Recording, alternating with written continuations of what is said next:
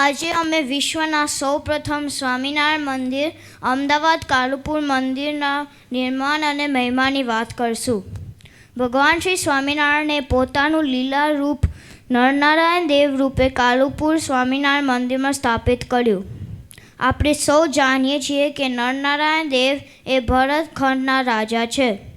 ઉદ્ધવ સંપ્રદાયની રીતથી પ્રભાવિત થઈને અંગ્રેજ અમલદાર સર ડનલોપે મંદિર નિર્માણ માટે જેટલી જોઈએ એટલી લગભગ 5000 એકર જમીન ભેટમાં આપી. પરંતુ શ્રીજી મહારાજ મંદિર માટે જેટલી જમીનની જરૂર હતી એટલી જ જમીન રાખી અને બીજી જમીન પરાત કરી. મંદિર નિર્માણ માટે શ્રીજી મહારાજે શ્રીનગરમાં પાઠકવાડીની પસંદગી કરી. પછી આનંદાનંદ સ્વામીને મંદિર નિર્માણની જવાબદારી સોંપી. મંદિરમાં સ્થાપિત નરનારાયણ દેવની મૂર્તિના રોચક ઇતિહાસની વાત કરી તો પ્રતિષ્ઠા માટે આવેલ નાની મૂર્તિ હોવાથી સર્વે સંતો અને હરિભક્તો ચિંતિત હતા. પરંતુ શ્રીજી મહારાજની ઈચ્છાથી એક ઊંટ ગાડી વડો રાત્રિના સમયે મૂર્તિઓ સોંપીને થોડી દૂર જઈને અદૃશ્ય થઈ ગયો. મંદિરનું નિર્માણ કાર્ય પૂરું થયા બાદ શ્રીજી મહારાજે સ્વહસ્તે પોતાના ભાથમાં ગાલીને નરનારાયણ દેવની મૂર્તિ સ્થાપન કર્યું અને આરતી ઉતારી.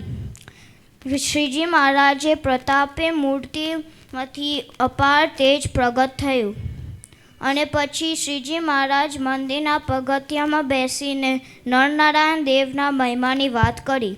હે હરિભક્તો, આ નરનારાયણ દેવ અને મારા રૂપમાં કોઈ ભેદ રાખશો નહીં. અમે આ મૂર્તિમાં અખંડ રહેશું. સત્સંગી ભૂષણ અધ્યાય 28ના શ્લોક 33-35માં લખ્યું છે કે હે ભક્તો, અક્ષરાધિપતિ, સર્વકર્તા, સર્વ અવતારોના ધરનાર, સર્વના સાક્ષી, સર્વના નિયામક જે શ્રી કૃષ્ણ છે તે જ કૃપાનિધિ ભગવાન ધર્મદેવ અને મૂર્તિદેવી થકી આ લોકમાં પ્રગટ થઈ બદ્રિકાશ્રમમાં રહીને કલ્યાણના અર્થે કલ્પ પર્યંત તપશ્ચર્યા કરે છે. તેથી ભરતખંડની પ્રજાને તોએ નરનારાયણ દેવનું ભજન કલ્યાણકારી છે. અધ્યાય 34ના 3જા શ્લોકમાં શ્રી નારાયણ મુનિ કહે છે, હે ભક્તજનો, મધ્ય મંદિરમાં આજે શ્રી નરનારાયણ દેવ સ્થાપ્યા છે તે બદ્રિકાશ્રમના અધિપતિ ઈશ્વર મૂર્તિ નારાયણ સ્વયં જ છે. સત્સંગી જીવન પ્રકરણ 4ના અધ્યાય 25 પ્રમાણે શ્રી નારાયણ મુનિ ભગવાન બોલ્યા કે આ નરનારાયણને મેં આ શ્રીનગરમાં સ્થાપન કરેલા છે. આ શ્રી નરનારાયણ દેવની પ્રેમપૂર્વક સેવા કરવાથી મનુષ્યનું સર્વ કરતાં અધિક કલ્યાણ થશે.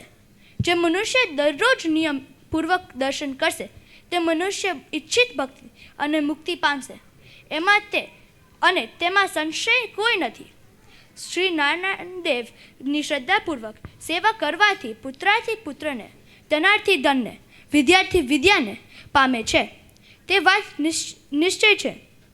આ શ્રી નારાયણની આરાધનાથી સર્વે ઈચ્છાઓ પૂર્ણ થશે અને નિષ્કામ પુરુષો શ્રી નારાયણની સેવાથી ભાવસાગર ને તારી બ્રહ્મપુર ધામને પામશે.